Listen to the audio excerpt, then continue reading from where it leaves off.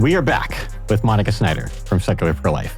And I've been looking forward to this conversation for a while because a lot of pro-life people do not know that you have a whole degree and training in not online pro-life debate. A master's degree in arguing on the internet. Right. Yeah. That might be the doctorate you got, effectively. But we have a lot of interesting things to talk about today. And this is going to probably get kind of nerdy, but this is great because I love talking to experts about things. And there are things I've wanted to ask you about this ever since you told me that you got into. So today, I get to learn things from you that I've been wanting to learn from you for a long time, but we never have the time to talk about, or we always talk about other things. But we just get to do it in front of an audience now. So tell me about your background and training in forensics. Yes. So I got my bachelor's degree in chemical biology from UC Berkeley. Mm-hmm. And then I got my master's degree in forensic science from UC Davis with a focus on the DNA side. The program was set up that you could, subspecialize. Mm-hmm. I did an internship with Sacramento County, and then I ended up working at a private forensics lab in California before this job, before Secular Pro-Life. I worked for Secular Pro-Life. Right. And it was a wonderful job. It was actually, to be frank, if a few other things in my life had been a little bit differently, I probably would not have come to work for Secular Pro-Life because I loved that job so much. What did you love about it and what were you doing? So I was under training to become a DNA analyst. I was not a full-fledged DNA analyst yet. I had the right educational background, but not, the experience. Mm-hmm. And so I was working as their evidence technician in the meantime. There were so many things I loved about the job. And frankly, the people I worked with were so wonderful. But the thing that really set it apart was that it was a private forensics lab. Now, most forensics labs are affiliated with specific police stations and stuff. And there's not many just standalone private forensics labs. So most forensics labs, they work with certain departments and, those police officers will bring them evidence and they'll work cases and they'll work with that city or whatever, their attorneys and things like that, which is fine. There's some pros and cons to it. Mm-hmm. But the lab I worked for, it's not affiliated with any particular department. And that meant that, first of all, frankly, we could be way more efficient. We didn't have to follow specific protocols implemented by a state that doesn't, you can have top-down problems where they don't really get how things are working out. We can pivot if things aren't working correctly. We can try new things and test them out and validate them and see if they're good. There are people that work at that lab that go to conferences showing they've validated new methods of things. Oh, wow. But especially it was important to me because that meant we choose our clients. And so we did prosecution cases, we did defense cases, we did cold cases, we did Innocence Project cases. And I think that kept the people who worked at that lab very neutral. Forensic scientists, just like all human beings, are just human beings. And when you play too much for one team all the time, it's hard for you to stay neutral. We talked about this in the abortion debate. Yeah. And so I thought our lab had a pretty even-handed perspective of things because we'll see prosecution cases of heinous, really upsetting things. And, you try to put all that out and just do your job. Right. But we're humans. We have emotions. Yeah. But then you also see defense cases and Innocence Project cases going in the other direction. It just helps you be realistic about the limitations. Explain to people who have not heard of the Innocence Project. Tell them what that is. The Innocence Project is a project looking to exonerate wrongfully convicted people. It's pretty, I don't know if political is the right word, but it's an advocacy project. Yeah. They published, the two people who founded it, I think it was two people, a couple of decades ago, they published a book called Actual Innocence, and that's a very specific term. There's legal innocence, which is where you did the act in question, but you might not be culpable because of things to do with your mindset or your knowledge, and so you're legally innocent. Or you did the act in question and you were culpable, but there were procedural issues, violations of your constitutional rights or whatever, where you have to be found innocent. Yeah. That's not what I'm talking about. I'm talking about actual innocence, which is when you didn't do the act. Yeah. You weren't even there. Actually innocent. You were actually innocent. You did not do the thing. Okay? And they wrote a book called Actual Innocence that went through the different major contributing factors that lead to people who are actually innocent getting imprisoned. And to be fair, the book is clearly an advocacy book. It's written to make you very emotional. And I definitely had, when I read it, I definitely had notes like, I'm going to check that citation, whatever. But it was still very instructive. It inspired me to go into forensics in the first place. I was still at Berkeley when I read it. And I was thinking, I've always wanted to be in a justice-oriented position. I used to think about becoming a lawyer once upon a time. And, but I love science, and forensics is the theoretically, it's the wedding of science and justice, truth seeking. I want to know that I'm right. And so I find scientific endeavor very reassuring because if you're doing it correctly, you're just trying to find out what really happened. Yeah. You're not on a team. Yeah. You're on team truth if you're doing it correctly. Yes. So I was working for a private lab that got all these different kinds of cases, and it was very educational, both scientifically and socially.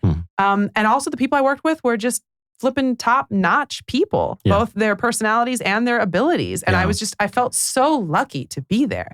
And I loved that job.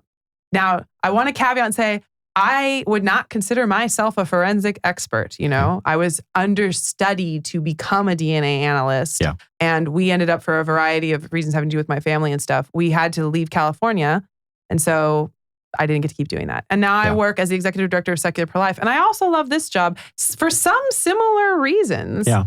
Trying to figure out what's really going on. It is a very different job. Yeah. I still consider it justice-oriented. Yes. Absolutely. But I do miss that job. It was a really great job. Also, when you tell anyone anywhere that you're affiliated with forensics in any way, your social credit immediately goes up. So cool. When you tell them you are affiliated with anti-abortion activism, it doesn't. It does not. And then you tell them also you're an atheist, and they're like, I don't even know what to do with you.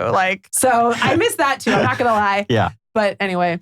Could you describe this for a little bit more of what it is that you actually were doing while you were working there? I understand that you could have gained a lot more experience if you had been there longer. But you were professionally doing things. You got training. So you were doing my primary things. job was I was the evidence technician, and I had to track chain of custody for lots of different things. I had to make sure that we knew who was picking up evidence. And you and I were briefly talking about this before the recording. Chain of custody is a big deal. Yes. And it's a huge deal. And various attorneys and police officers and different people are bringing us their evidence. They have to bring it to us in a very specific way. We have to receive it in a very specific way. We have to know where it is at all times. There's all these systems to keep track. And then we have to return it to them. And one of the challenges in my job is a lot of times people will bring you evidence. And once they get the test results, they don't care about that evidence anymore. They just needed the test results. And they still have to come take it, okay? We can't just leave it here. It away. Yeah. We can. They can give us in writing permission, just destroy it. But if they don't give us that permission, you have to come back and take it. Of all the emails that people are probably not prioritizing responding to, it's the one from the lab. I am not kidding at all. This was good prep for my current job because I learned how to get people to respond to my emails, What is the trick? Tell me. The trick. How do you get people to respond to your emails? I'll tell you. They will not respond to my emails. The trick is you send them your initial whatever email. That's, several paragraphs carefully crafted, whatever. The trick is when you send the follow-up, you reply to your initial email with a single line. Because first of all, it bumps it back up. Because people like me, I meant to respond and I forgot. And now I'm seeing it again. And immediately I'm like, oh shoot, I already saw that subject line before. That's the first thing. And you feel bad because and then you see that was 9 days ago or whatever it was. Because in your mind it was yesterday, but actually it was 17 days ago. And then the second thing is the single line response makes, if they weren't sure if it was a mass email, now they know it wasn't. Yeah. And that really helps. Single line, hey, just seeing if you got this. I was a little bit more aggressive sometimes, but anyway. I've been sometimes just doing following up and then one of the smiley emojis. I don't do any emojis. No emojis. Ever? Get your stuff. No, in this job. Oh, okay. Actually, my employers were like, you got to give him more time and you got to be nicer. But that was a big part of my job. I also helped create the different reagents and things that we used in the lab for stuff because I have a chemistry background and I was helping them with that. And then I was also under training to do serology. You first learn serology testing. What's that? What's serology? Body fluids. Okay. Blood type, semen, saliva, urine even sometimes. There's even some things where you can do that. All this stuff. You learn serology testing first, but the a lot of urine in crime scenes. Is there a lot of criminals peeing on their? There are different reasons that you might have stuff, and none of them are happy. But so the big thing for us is DNA. DNA is the gold standard in forensic technology. There's actually whole sub discussions about envy and different problems with different categories of forensics and who gets the most resources and attention based on. Oh, interesting. Okay, let me ask you this. Yeah. We've talked about this a little bit, but I already had spent some time looking into this because I'm just super into what is real versus what's on TV and movies. I was telling you, YouTube knows that I love the videos of some expert telling me what's real and what's not real. And so I know that there is actual forensic science And then there's what most of the people think that forensic scientists are doing because they have watched TV. Sure. Because they've watched CSI or what is the one? There's a really NCIS dumb one. maybe, or no, there's one that my wife was watching that's like particularly dumb. I have no idea. Bones. Okay. Bones. So like, I haven't seen and Bones. Dexter. I've seen Dexter. Remind me. What's funny about Dexter is that in that show, Dexter just does all the forensic He's the blood things. splatter guy. But they just ask him about everything. Like, yeah. all the time. He just seems to kind of like He just have this knows general everything. knowledge, even though there's other in people. real life, it's very niche. Yeah, I went to a true. blood spatter pattern analysis conference. Like, you can have a whole conference just about that. Yeah. There's all kinds of things. Yeah. I think in Bones, there's the thing. I have this, okay, but I feel like there's the thing where it's like, here, we just like put in this like little bit of something, and then it's like, here's a 3D creation of like the rest of like the missing DNA and stuff it was like like that. Archaeological kind of thing, wasn't it? It was like, I think they're detectives. I think they're like they're looking at trying to find skeletons. murders. They're like trying to get all this it's like information old, from I bet bones. it's like old stuff. Yeah. Yeah. But it's just like, if you think CSI is sci-fi, like Bones sort of like took it to like a sort of like ridiculous and this level. is very relevant because there's a phenomenon called the CSI effect,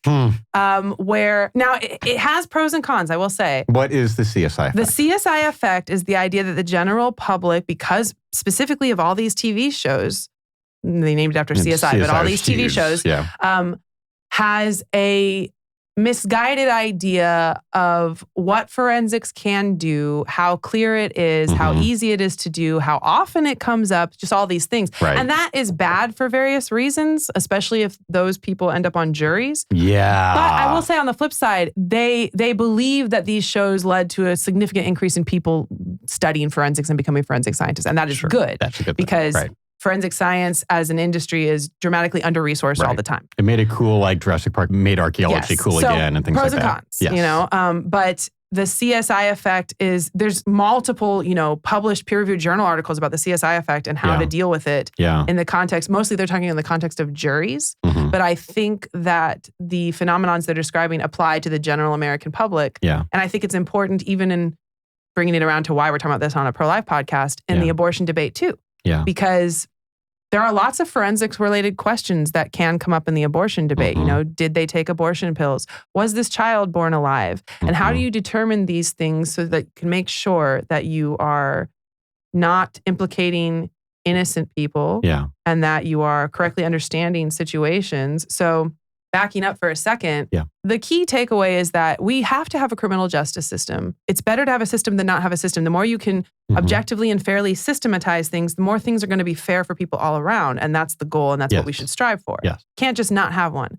But I do think the general public has not, there's no reason they would be thinking about this, but they have not thought a lot about the severe limitations of the criminal justice system. Some of them from a resource perspective, some of them from human fallibility perspective, some of them from just trying to figure out what systems do make sense. Yeah. And you have to have the system. We should always be striving to improve it. Right. But the limitations are sometimes quite upsetting. Can you talk a little bit about those limitations? Like I know we're going to get into like the specifics with the abortion topic, but just like help people who might just have a little bit of CSI effect, just like that they have absorbed because they watched at least one of these shows. Like, what are some of the... So there's a whole list. But first of all, people overestimate how often any criminal case will have very clear-cut scientific, physical, forensic evidence. In a lot of cases, there won't be, or what they have will be crap, basically. Okay? That's the first problem. So we have this idea, I'm speculating, that the public has this unexamined idea that if you think someone may have committed an act, will you just scientifically investigate it and then determine if they did or not? Right. And a lot of times the evidence isn't there. And I'm talking about physical and scientific evidence. There's lots of other kinds of evidence, but in terms of what people are thinking of when they think of the CSI effect, sometimes it's not there, sometimes it's there, but it's pretty poor quality. Sometimes it's there, but you don't know how to contextualize it. So a very common example of this, and this used to be one of my passion projects before I got into pro-life stuff so much, is rape culture. In my internship, I reviewed literally over 1,000 criminal rape cases, trying to find patterns for our lab about what helped us get effective results and what didn't. An effective result doesn't mean guilty, it means determinative. It means you were able to find useful results that gave you useful information. It could be guilty or innocent, but you want to know what's going on. We spend so much time we being the forensic industry, trying to figure out how to do that better because we have way more cases than we can process. And even when we do process them, sometimes the results are not very conclusive. And so my project in this internship was to review 1,000 rape cases and look at like 12 or 13 different factors within them and try to create a systematic, like a spreadsheet basically, and a statistical analysis and see if we could find patterns of what was, like, for example, in DNA, most of DNA is you take a cotton swab and swab different parts of the body, see if you find DNA. Yeah. So in a standard rape kit is basically cotton swab swabbing a whole bunch of different parts of a body. There's more to it than that, but that's mostly what it is. Yeah. You could make a spreadsheet of all the different locations that a forensic nurse would swab. Right. And then you could analyze 1,000 cases and see which of these locations was most likely to give you a conclusive result. Yeah. You know? So things like that. Anyway, you don't always, in the case of rape cases are very difficult to prosecute because forensic evidence will show if sex happened. Right.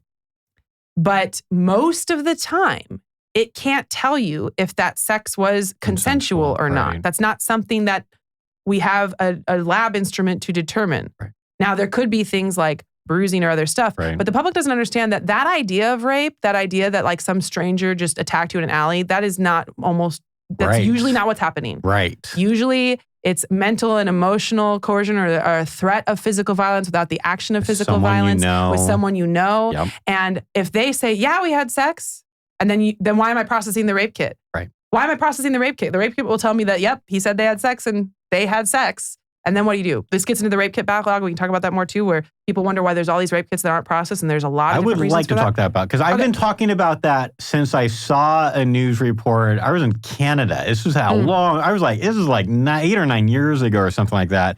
The first time I see a news report about this massive backlog at it's like 3 police It was stations. Contextualized as a result of indifference or misogyny or, and I'm not saying those things don't happen. But the reality is that forensics labs are generally very under-resourced. They have way more cases to process than they can. And the sad thing is the rape kit backlog made it sound like, you've got 10,000 rape kits that are sitting on shelves, process them. But actually what's happening is you're getting larger and larger numbers of cases every year. Right. And so even as you're trying to process this backlog and keep up with the cases you have, you're getting further behind every year. Okay. So this is like a really like surfacey like analogy, but maybe that might be helpful for everyone emotionally. Right. This is like what happens in my pantry at home. Okay. We have a bucket thing for like the bread stuff. And what happens is all the freshest bread gets put on top. Okay. And like no one wants to grab for the oldest bagels or bread or whatever. Yeah. And so eventually that stuff gets moldy because they keep on just like... There are multiple papers written in forensics on trying to figure out how do we process all of this information without enough resources. And when we can't, how do we triage it? Whole papers on this. Yeah. And that applies to multiple things, but for rape kits in particular, there's whole discussions of like, okay, let's say, making these numbers up for simplification, let's say that this lab can do 100 rape kits this year and we have 1,000. Which ones do you want us to do? Do you do the most recent ones? Do you do the newest ones? Do you do the... And so you start to triage. And you're going to look at things like which ones are most likely to have probative evidence. That means evidence that will give you an actual result, because a lot of them don't. I worked in this forensics lab where we were contracted to help with police labs' rape kit backlogs. They would just send us huge amounts of them. And we would our analysts would be like, oh my gosh, here we go. Because a lot of it is you're doing the same testing, the same over and inconclusive. The stuff that ends up in the backlog is usually stuff where they had reason to think this is probably not going to give us good information. Depending on So it's not because it's necessarily old and like the DNA samples old makes got it more worse? Likely to be inconclusive, but it could be for other reasons too. You could have someone who's experienced an assault, and the reality is most people aren't necessarily aware enough about what's happened to them psychologically or cognitively to just be like, immediately go get a rape kit. Right. Some of them do it quite a lot later after they've showered multiple times, after all these different things, And so there's going to be a whole variety of quality of evidence depending on the circumstances of the situation. So you might be choosing some of them based on quality of suspected quality of evidence. You haven't tested it yet, you know? And what's frustrating to me is when you read the articles about the rape kit backlog, they'll always start with a specific anecdote, a true story about a woman who had to wait a very, very long time, and then they caught this guy, and sometimes the guy had also assaulted other people, and they're like, why don't we do this more often? But they don't tell you the percent of how often that happens. So if I have a bunch of cases that are likely to be probative, and a bunch of cases that aren't, and then we do these and we find that one guy and you write an article about it, you're not saying as much as you think you're saying, okay? Because while I'm doing all these, I'm not doing these.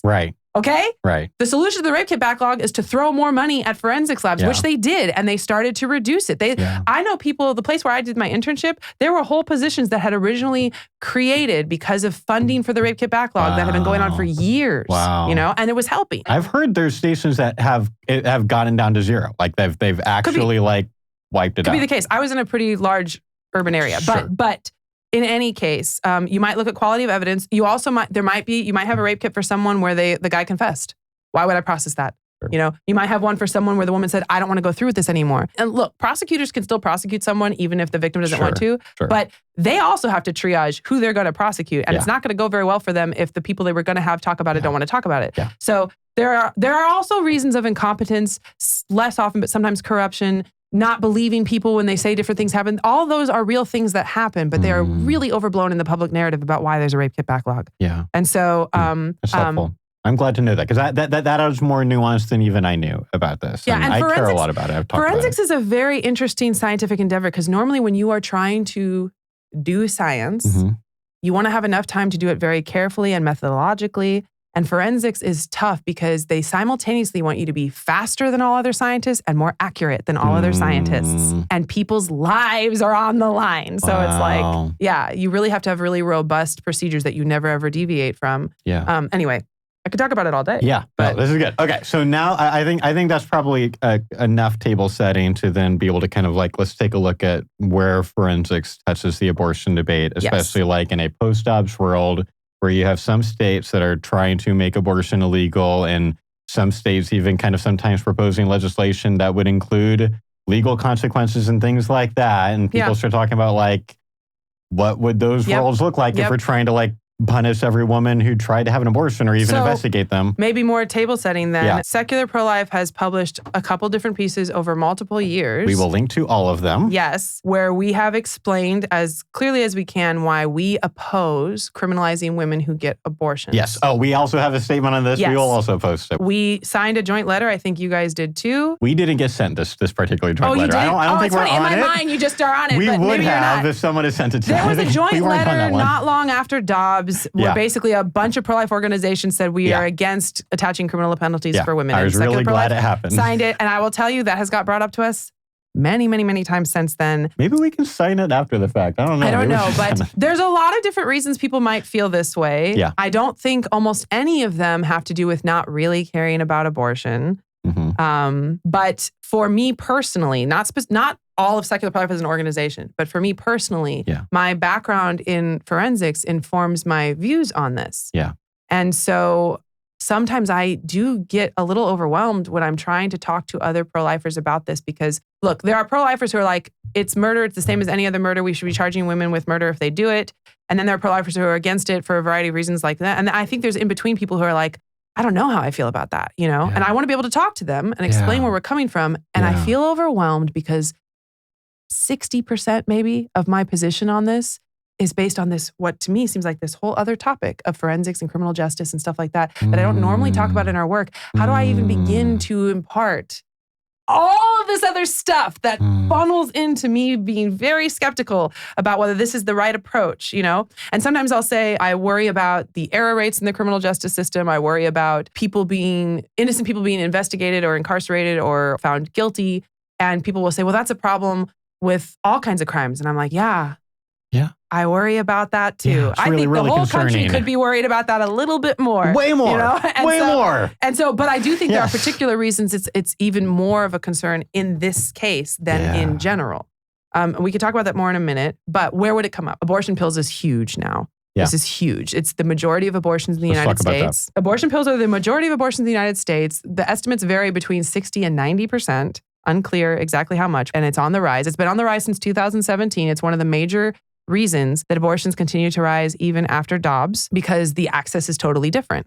You know? And so pro-choice and pro-abortion activists will advocate that women can order abortions no matter where they live, under whatever circumstances, and they will claim that they can screen them appropriately for whether this is safe for them medically to do, and that they can tell them how to do it safely, and they can tell them what signs to look for and all these things. And they will tell them over and over again, if you have to go to the hospital with a medical emergency in a situation where this is not licit, you do not have to tell them that you took abortion pills. You can just tell them you're having a miscarriage because it looks identical. Right. And as I'm speaking to you here today, that is true. The physical process of miscarriage and abortion via pills are not distinguishable if you didn't already know who had taken what. That's the first point I want to make. I have talked to people who talk about investigations and criminal penalties, and they're mystified why anyone would think this would involve investigating miscarriage. They're not like, yes, let's investigate miscarriage. Right. They're just like, why would that be the case? We're looking for abortion pills. And I'm like, there's no test for abortion pills. Yeah. There's no test for abortion pills. Okay. Could there be? Like, is that a thing? Because there like, could be. I don't think it's forthcoming. But theoretically, you would want some kind of test that the strips you put in your pool to test for chlorine. And they have drug tests for like drug tests or like multi-drug tests. Yeah, exactly. You're thinking of something like that. Right now, there's nothing like that. Yeah. Poland, actually, in the last year or two, they had 2 studies they did. And when I say studies, I mean one was literally a single woman that they tested and one was 2. So this is literally just proof of concept. The word study feels pretty generous. Maybe study, well, it's peer reviewed. Okay. It's a proof of concept thing. It's like, is this a thing that you could do? And I want to preface this by saying, when I talk about this, people hear this as, we want to test for abortion pills so we can criminalize women. And there are certainly people out there who feel that way. Yes. But there are other reasons you want to be able to test for that, including, we were talking in the last podcast episode about if a woman thinks someone spiked her drink. There's actually a lot of analogies between the forensic perspective on abortion pills and date rape drugs. Because there are those guys that will try to abort their baby without her knowing it. And maybe by giving that her didn't happen to you. Maybe you did have a miscarriage, but you're in a really dicey relationship where they said some concerning things and now you had a miscarriage and you're kind of, wondering. There's a lot of analogies to date rape. Yeah. Okay. Yeah. And for spiking drinks and stuff. And so anyway, there could be reasons you want to be able to, but basically, Poland did these 2 studies. They did one, let me back up. If you don't already know, abortion pills are mifepristone and misoprostol. Yep. You take mifepristone to block progesterone. It detaches the embryo from the woman, can't get nutrients, can't get oxygen, and that is usually how the embryo dies. Yep. And then misoprostol basically induces contractions, okay? So they did one test for mifepristone. One study was a single woman they tested for mifepristone. They tested her blood. And the other study was, sorry, this is morbid, but they tested a woman who had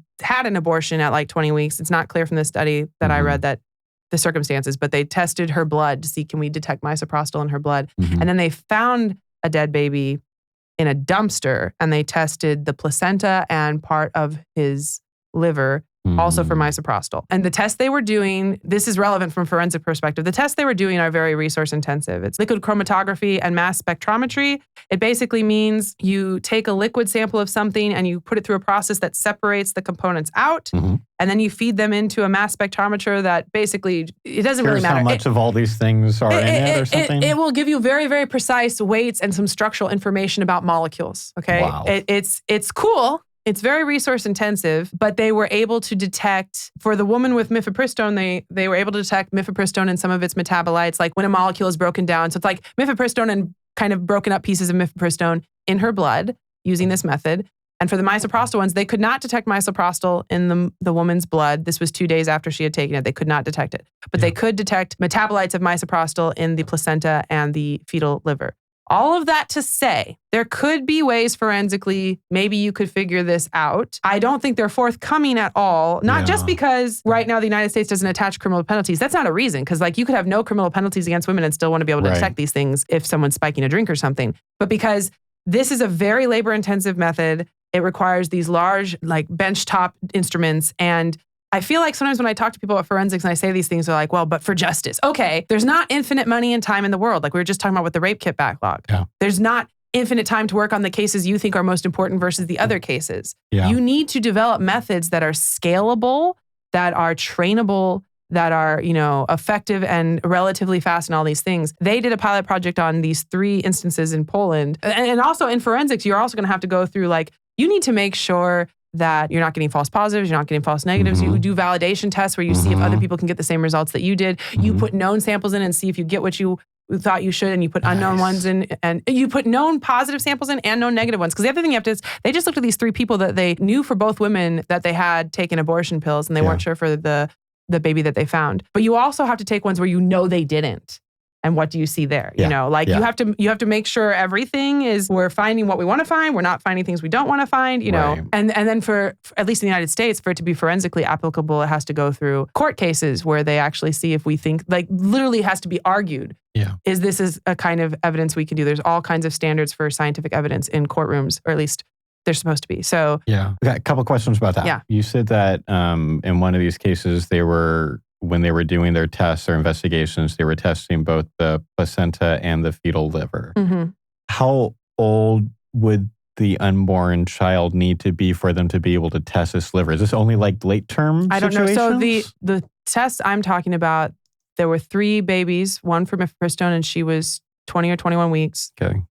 One from misoprostol was 21 weeks. And I need to look more closely. I didn't see how old they said the baby boy was. The misoprostol one was 21 weeks? Isn't that too old for misoprostol to be used? I mean, legally, yes. I mean, I don't know if you saw that case a couple of years ago in Britain where she lied about how far along she was and took abortion pills, and she was like 32 weeks. Oh, wow. You could still try it. It's not supposed to be as effective, right? Or something like that? Could be, it's not approved for use that far. But if you are following some of the more hardcore abortion advocates, they're arguing that, you know, studies have shown or research has shown that this is safe and effective, not just through 10 weeks or 12 weeks, but all the way through the end of the second trimester. And in some parts of the world where they have a harder time accessing mifepristone, they do misoprostol only. You're inducing labor. It doesn't seem too surprising that we could test fetal livers at 20 weeks, but like, could we do that at like 11 weeks or 12 weeks? Probably. You do not need large samples at all to do genetic testing. This isn't genetic testing, but I study DNA. Okay, this is the chem side, but I would imagine you wouldn't need a huge sample to, I'm not sure. Okay. It's interesting though. I'm not sure how much you would need. You do need more than you do for DNA. So answer this question from a certain kind of pro-life person. Okay.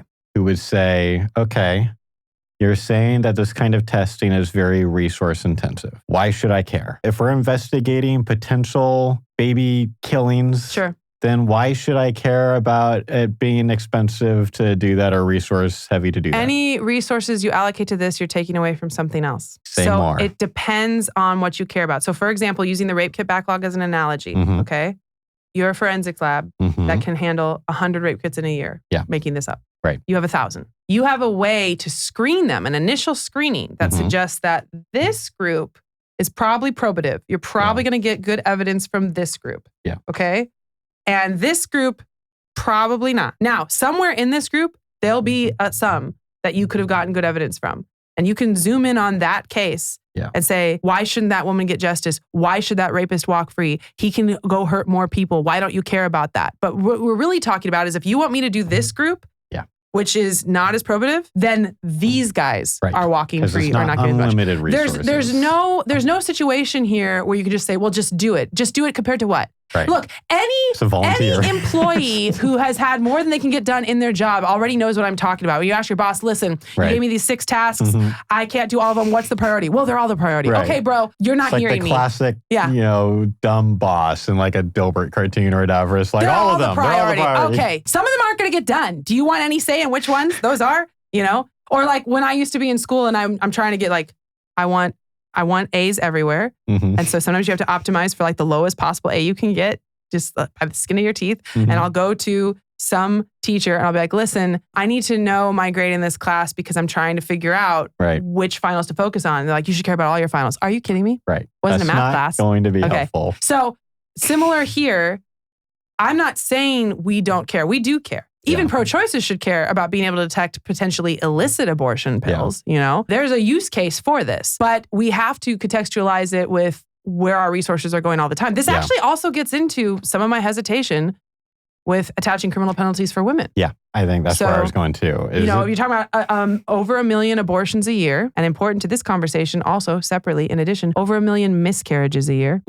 Okay? Even if you did attach criminal penalties to women, and I have ethical objections to that as well, on a practical level, you're definitely going to have to triage. You're definitely going to have to triage. Even if you narrow it to only people that you have any kind of maybe some reason to suspect it was an abortion, not a miscarriage, you're still going to have overwhelming numbers. And how are you going to triage that? And remember, whatever resources you're putting toward this are being implemented by people who were also working on other cases, other criminal justice cases, other cases of people needing support in their community, like other things. These resources aren't coming out of a vacuum. The criminal justice system is very under-resourced, and whatever we decide to work on means we're not working on something else. That's no one's fault. That's how it is. But just be realistic that that's what you're saying. Yeah. Okay?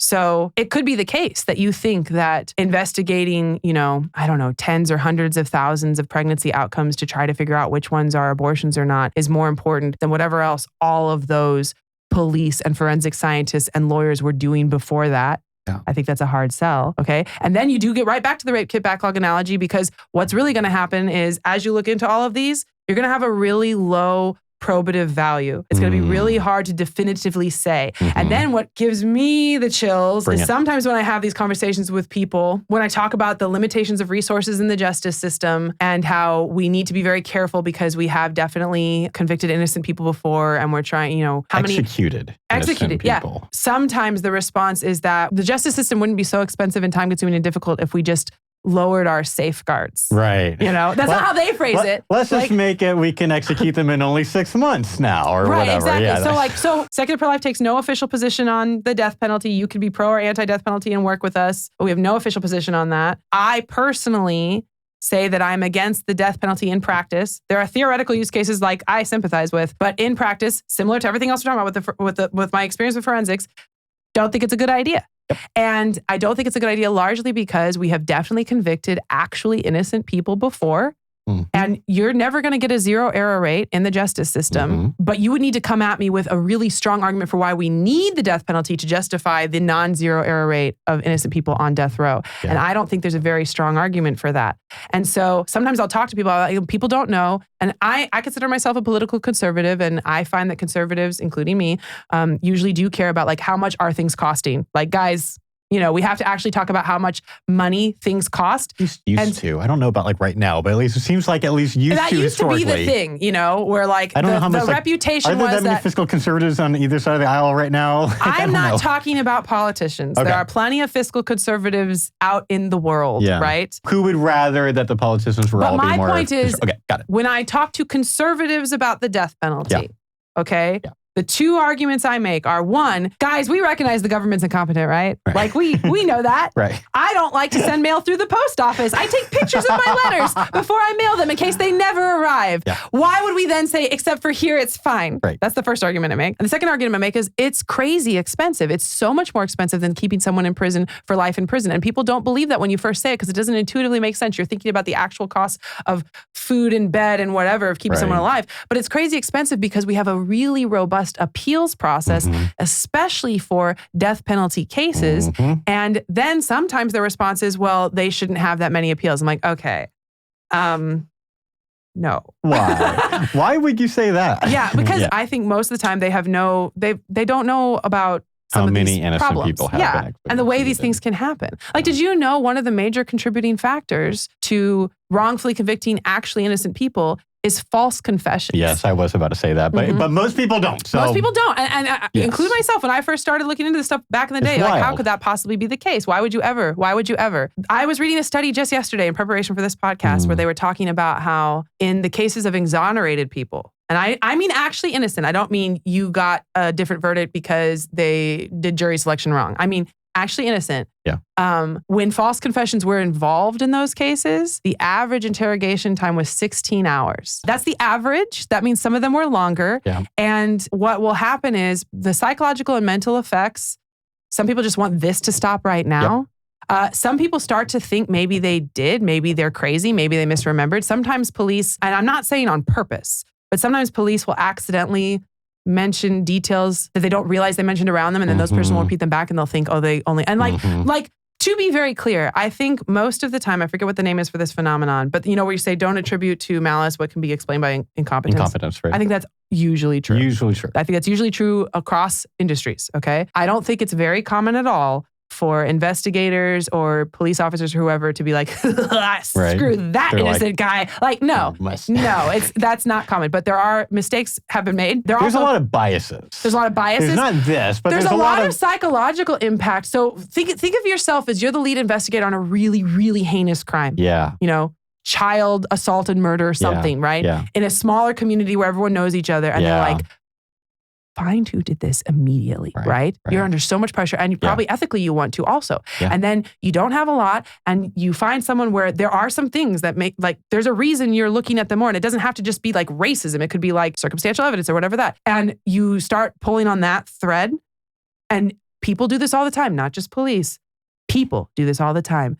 You've decided that you can feel it in your heart that you know. We just had this happen a couple weeks ago. There was a story of a college cheerleader and a dead baby was found in her closet. And at the time that the story broke, it was not clear what the gestational age was. It wasn't clear if this was an abortion or a miscarriage or a stillbirth or a live birth and infanticide. Like, it just wasn't clear what was going on. Yeah. And I made a video saying, this is obviously horrible. There's no happy version of this, but we don't know what happened yet. Let's find out what happened, if we can. And some of SPL's followers were saying things like, you're right, we should wait to get more information, but I have a gut feeling that this was an abortion. And I'm like, this is how wrongful convictions happen. Really concerning. And I'm not blaming that commenter.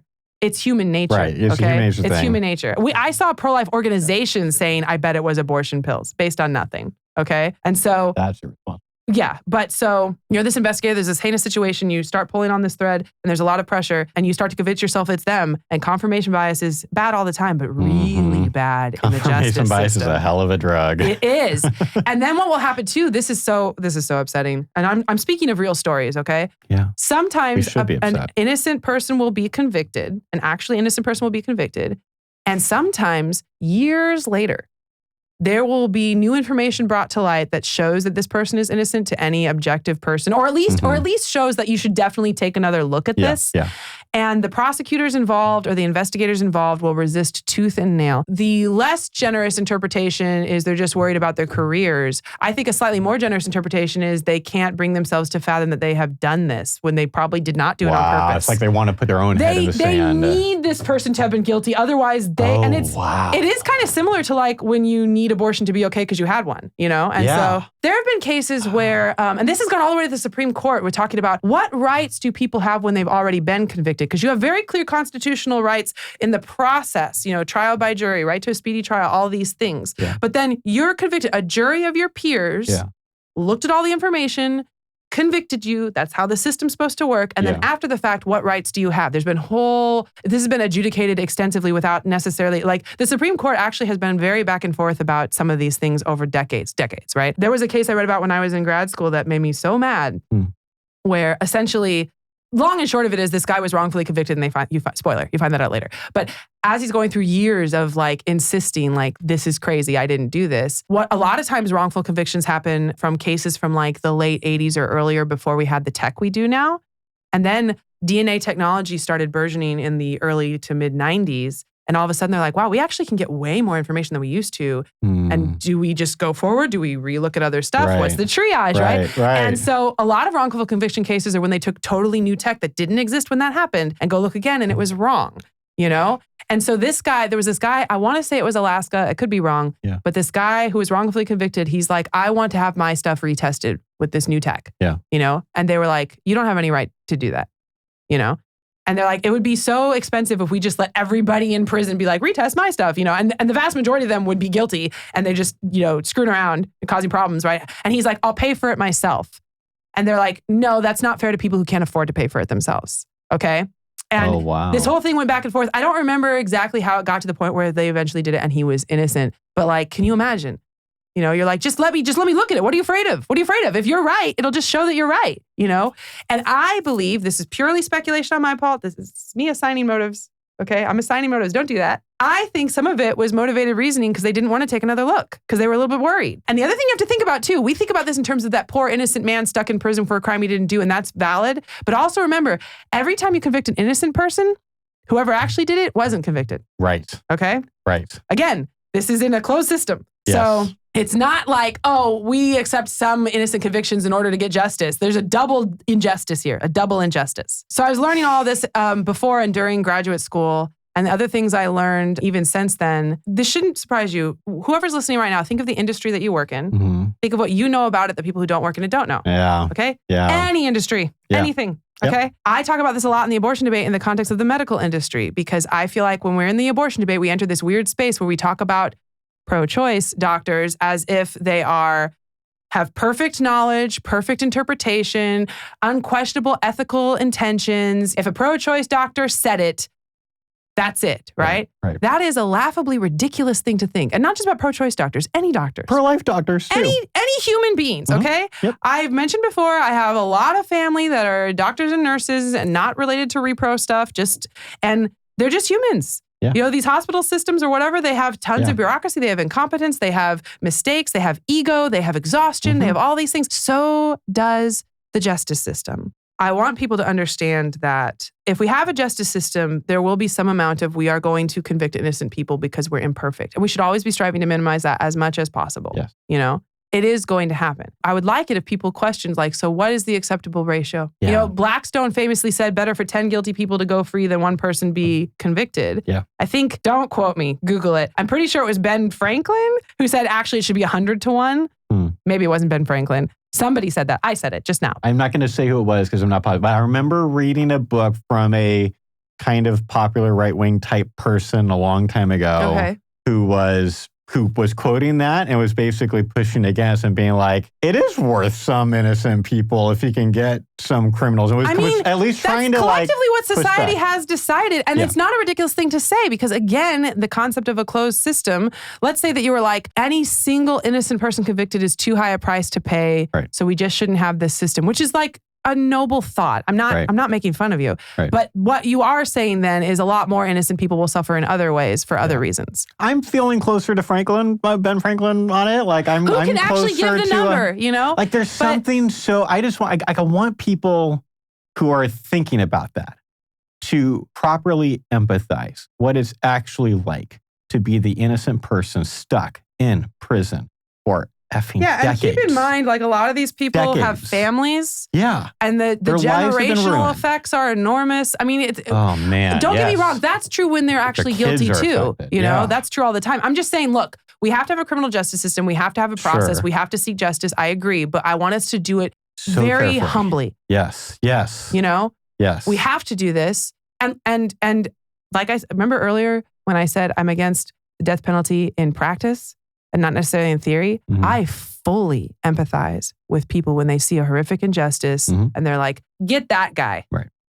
Sure. 100% with you. I understand. But that instinct, that righteous indignation, justice, rage instinct that we all have, it's not necessarily a bad instinct, but it is so powerful. Yes. And it makes it very easy for us to not care about the collateral damage on the way. Yeah. And so I'm not just empathizing with it. I feel it. I have that, you know, but I get frustrated when we're talking about some of these things because, so like that cheerleader with the baby where they're like, I have a gut feeling it was abortion pills. What do you mean? What if it wasn't? You know? Yeah. I mean, maybe it was. And what is that gut feeling coming from? Is it like because he was a cheerleader? Like what is that gut feeling coming from? Who knows? You know, Leadership Institute. I'm pretty good friends with Dina Espenscheid of the Leadership Institute. Yep. She is a team player. Yeah, love that lady. And she does trainings where she talks about Jonathan Haidt and how we have intuition first and reasoning later. You know? And she does this great thing. I've been on her trainings multiple times where she'll ask people, I won't drag you through the whole thing, but she'll show them this kind of interesting commercial and then she'll ask them a question about it and they'll give her the reaction and then she'll say, why? And then they'll be like, and she's like, I don't need you to tell me why. I just wanted to see the hesitation. Yeah. You know? Because we have the first reaction and then we have to think about why. And that's how we process. Yeah. And that's the same thing with this. It's the same thing with juries. It's the same thing with judges. It's the same thing with attorneys, all of that. Okay. Yeah. For the pro-life people that have been thinking like it would be plausible to, in a state where abortion is completely against the law, and they're like, it seems like we could investigate all of these things. Like, can you what would it actually take if Texas or Alabama or someone were going to try to we are prosecuting everybody. We're going to we're going to do the whole 9 yards.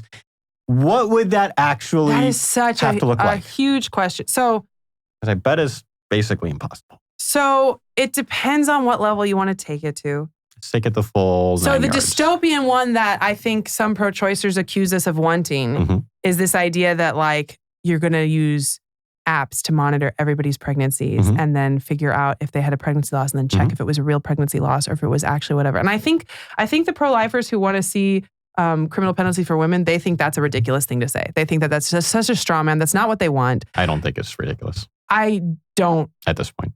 I don't necessarily think it's ridiculous, but I don't think that's what they're going for. Okay? I don't think it's what... Who's they? Sorry. The pro-lifers who are saying, why don't we have criminal penalties for women? I don't think that's what they're going for. Right. My understanding, and I say this like mid-confidence because I'm not them and I don't want to speak for them, the like equal protection types people. My understanding is that they have the impression, if you just categorized abortion as homicide along with whatever other homicide laws you already had, and it was treated the same way other homicide laws are already treated, then you wouldn't see tracking apps. You wouldn't be, you would just treat it like, if there's a death, you assume innocence unless there's some specific reason to think there might not be. And only then would you start to look into it.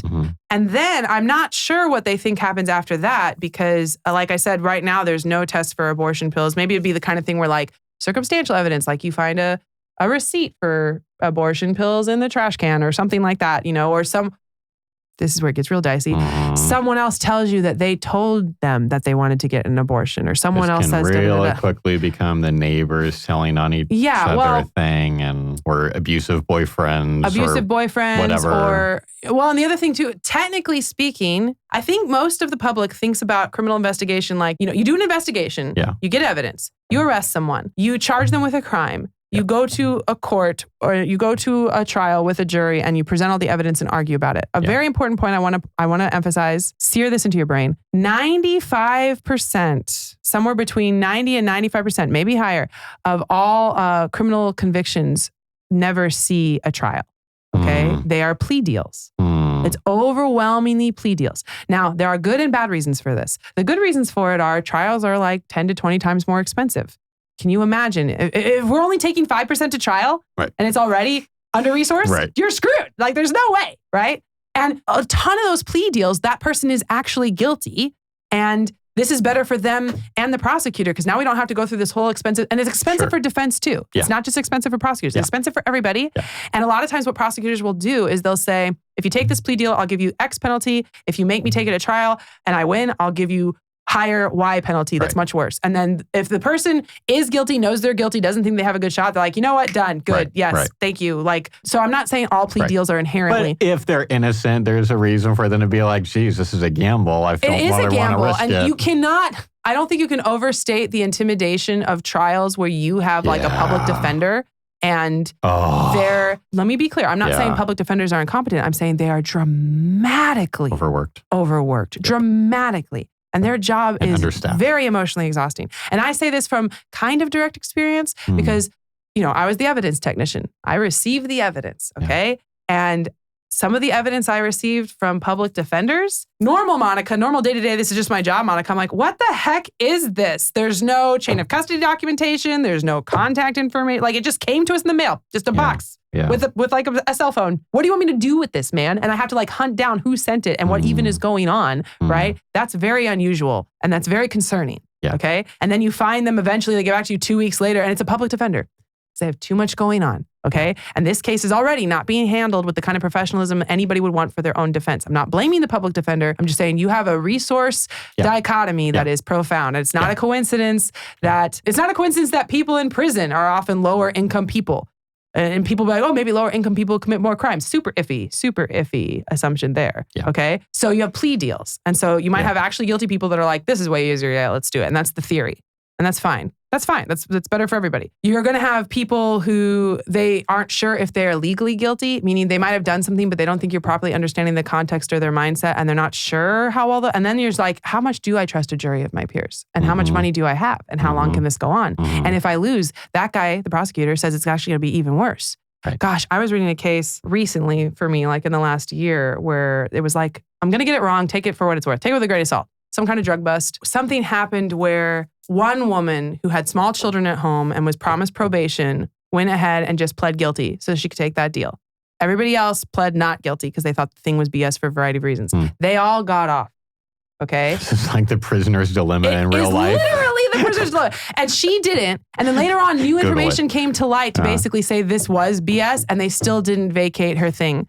And she did get probation, but when you are a convicted felon, you enter into a whole new system, even when you're not in prison. That's a whole other episode. Sucks. So there are some people that rather prison time than probation. Yeah. So anyway, these things are you don't have to read very many of them to start to at least not necessarily revamp your entire ideas of the justice system, but at least be like, let's be careful. Yeah. You know? I imagine the pro-lifers that would be like, we could do this. I'm guessing that they're picturing that like every woman who has what looks like either a miscarriage or an illegal abortion, when they go to the hospital, then if the hospital is in Texas or Alabama, like post the laws, then the hospital, maybe they would just be required to collect, evidence every time. I'm already mad while you're talking. Yeah, I understand. This is me steel manning, okay? You should. Respond to the steel man. Because I think that's where they're coming from.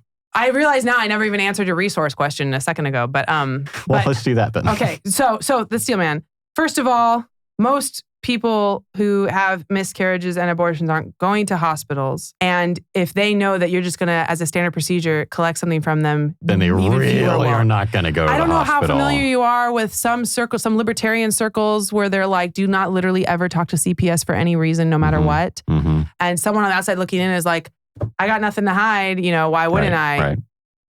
There's no upside to you to have CPS in your life. The same as people like, don't ever talk to cops. Don't ever talk to cops. You ever seen that? There's like a really viral YouTube video. The college professor guy in the college. Don't ever, under any circumstances, ever talk to cops without a lawyer. And I say as an expert, it was like a defense and a prosecutor, and they both were like, don't ever talk to cops, And it's not because cops are evil, terrible people, or even because they're trying to trick you into innocently being convicted. It's because there's no upside to you. Yeah. There's no upside to you because if you are in the situation where mistakes are being made or misinterpretations are happening or someone had a gut feeling, right?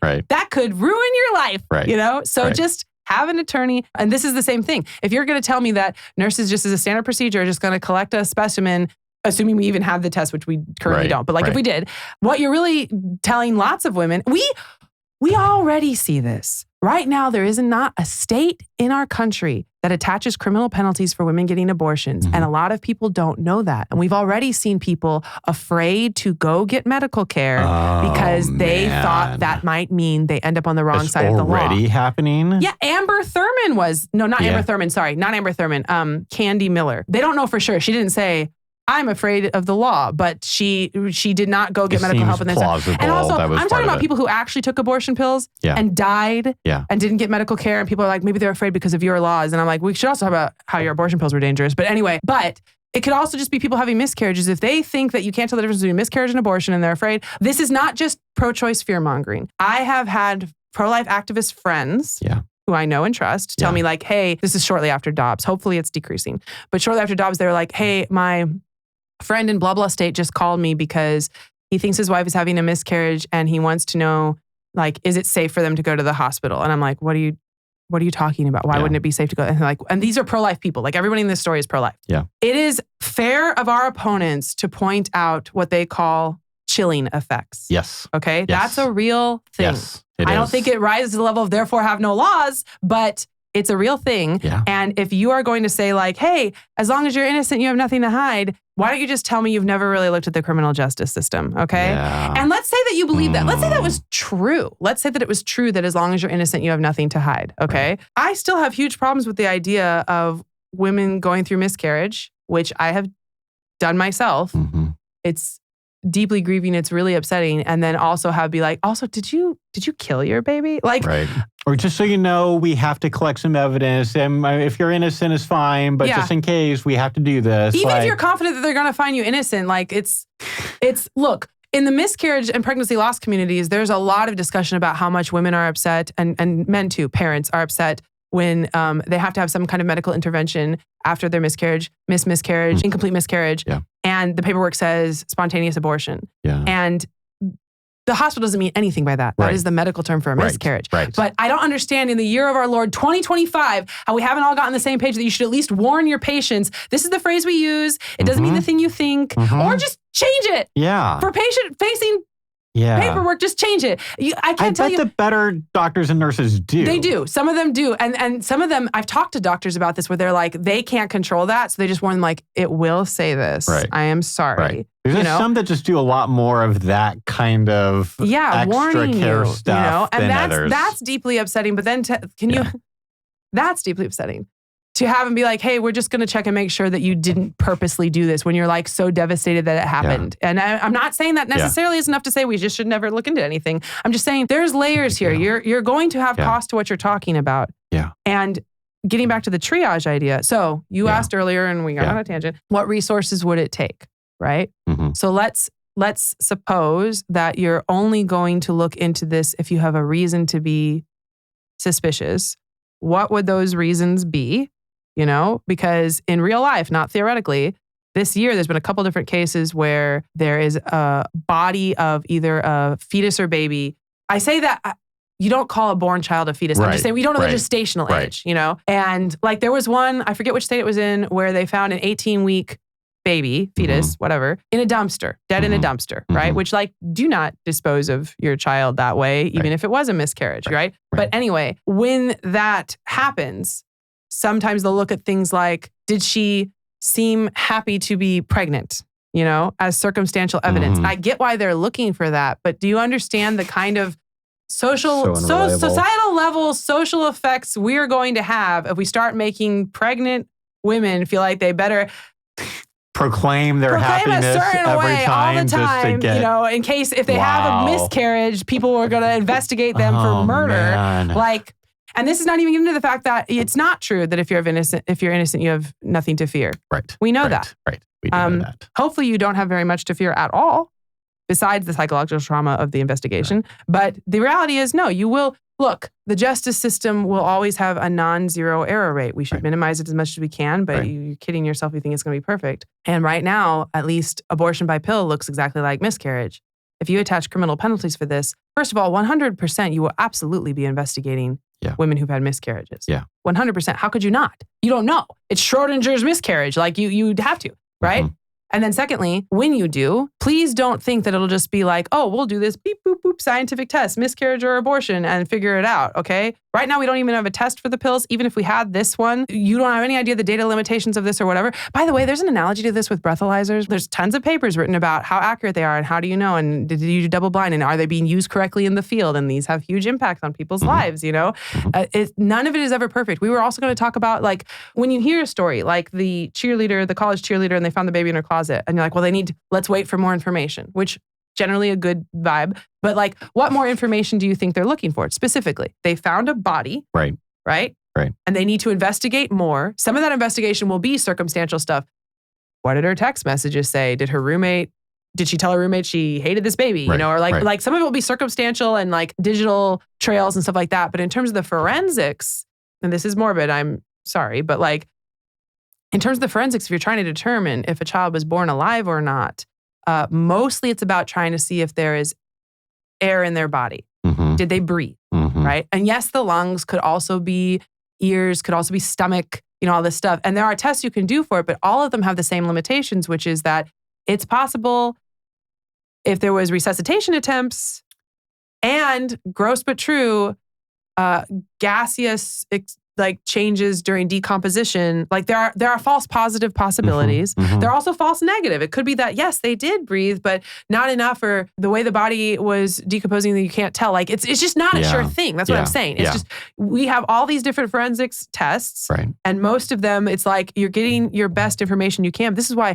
there's a huge part, when you're training to be a DNA analyst, a huge part of your job is statistics.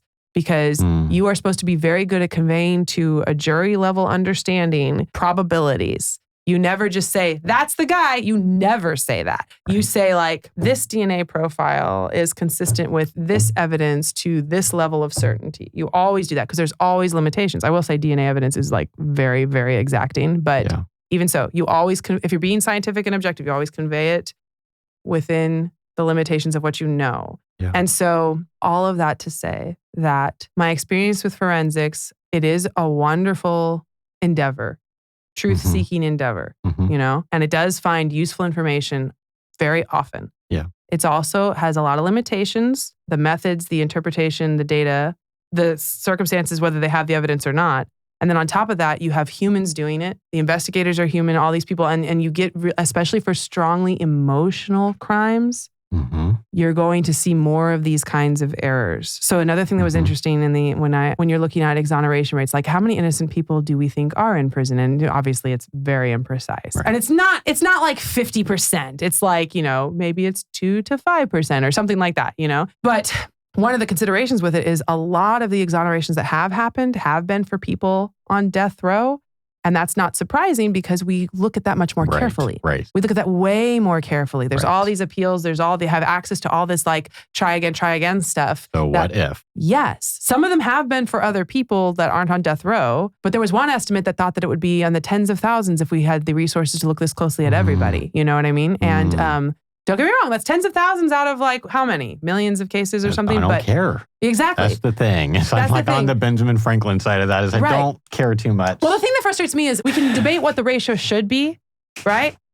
But there are reforms we could make that we should just do regardless of what we want the ratio to be that would just help. So one of the things that was a pet peeve of mine, I don't know if this is still true because this is back when I was still in grad school, but as a standard practice, eyewitness misidentification is a huge contributing factor to wrongful convictions. People have no idea how unreliable eyewitness It's super unreliable. Is. And I don't mean lying. Right. I mean, they really, really believe it and it's incorrect, And there are standard protocols you can do to improve it. And there are a lot of police stations that do this and not all of them, which is crazy. And so things like, just so you know, like say you're picturing the 5-person lineup, and you're behind the glass, just like in the TV shows, right? They should always say like, it could be none of these guys. Yeah. Okay. We don't want you to pick whichever one looks the closest to what you think you saw. It could be none of them, right? The other thing is the police officer that is facilitating this should not know who it is.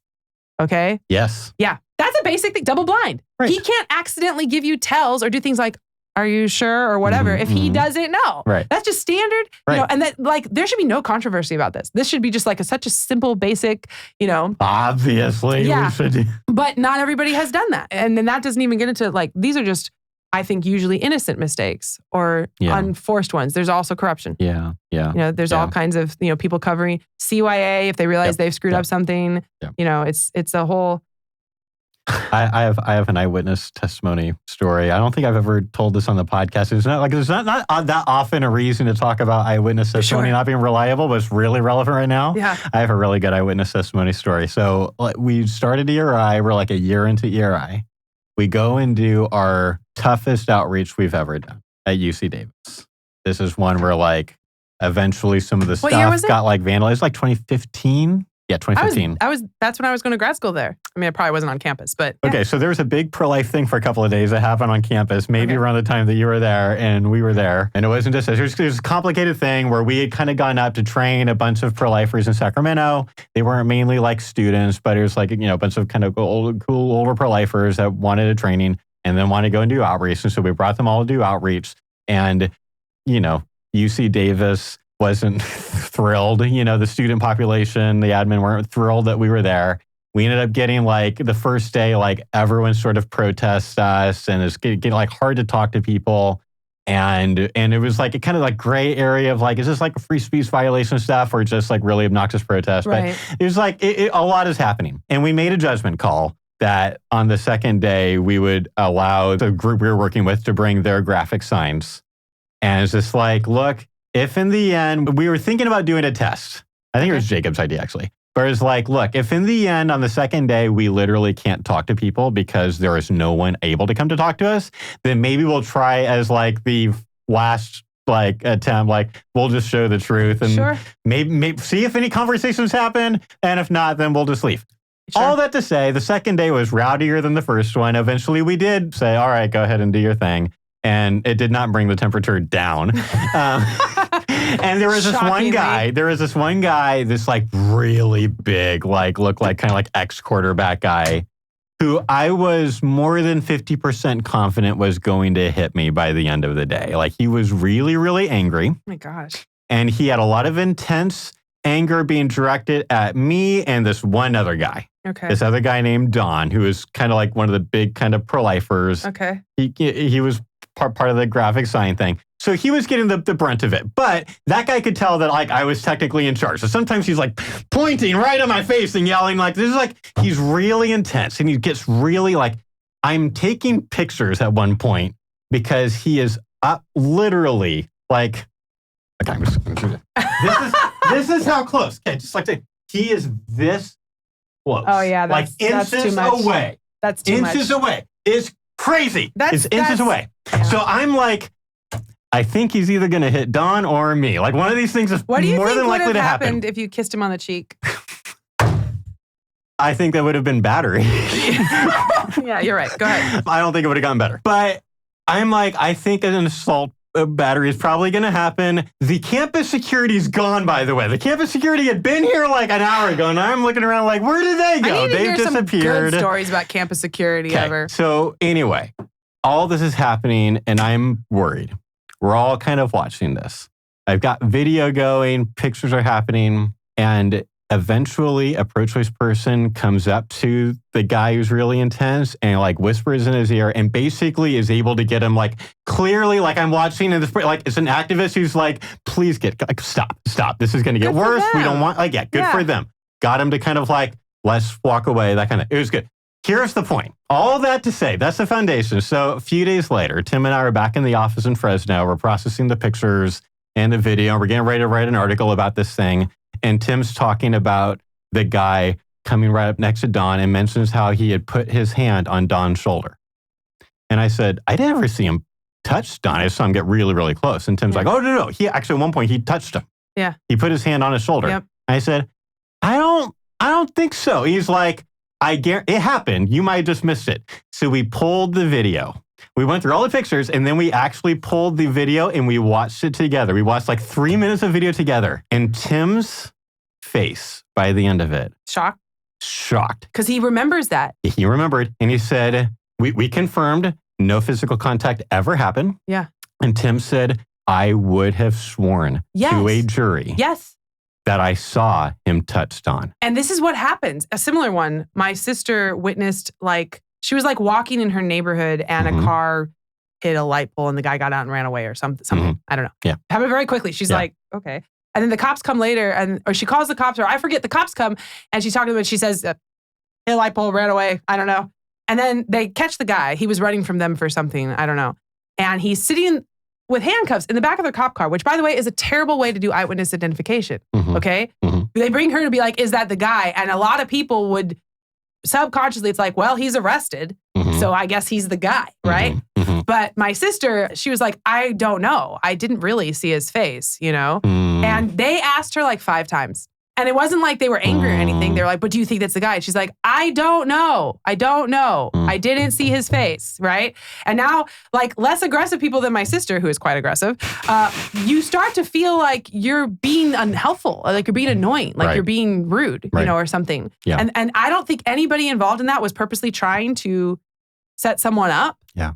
And I kind of feel like that makes it worse, okay? Because I think that stuff happens all the time. Yes. And there's a lot of situations, I think, within the criminal justice system, and I don't just mean police. There's like police attorneys, forensic scientists, right? You come across cases, and this is much harder for the police, by the way, because as a forensics person, you're reading a paper file. Yeah. You know, rarely do we interact with the direct parties involved. So it's a little bit easier to just be objective. You know, but even for me, it was my job. I forgot to say this. My job was to intake new cases, to summarize them, to take them to the lab manager and ask her who she wants me to assign them to. Like, I have to read all the cases, right? You do get a little used to it. You do. Yeah. And even amongst the baseline, like your standard problems, sometimes we get a case where I'm just like, I'm thinking about it for days. You know, you can't get it out of your head. You start to wonder like, well, somebody's got to do this job, but holy just, and so that's for forensics. The police actually interact with the victims. Right. You know, and the people who've been hurt. And the emotions you feel as a normal human being are going to make it hard for you to do your job correctly. Because your job is to I'm really glad you're bringing that up. Objectively assess what's going on. Yeah. You know? And again, I will say, it's not necessarily the path that you see some horrible situation and your heart goes out to these victims and you're like, I'm just going to string someone up for this. That's not really usually the mentality, but it makes you very vulnerable to all kinds of cognitive biases, especially heat of the moment, especially if there's pressure. And by the way, the stuff in the abortion debate we talk about is like that too.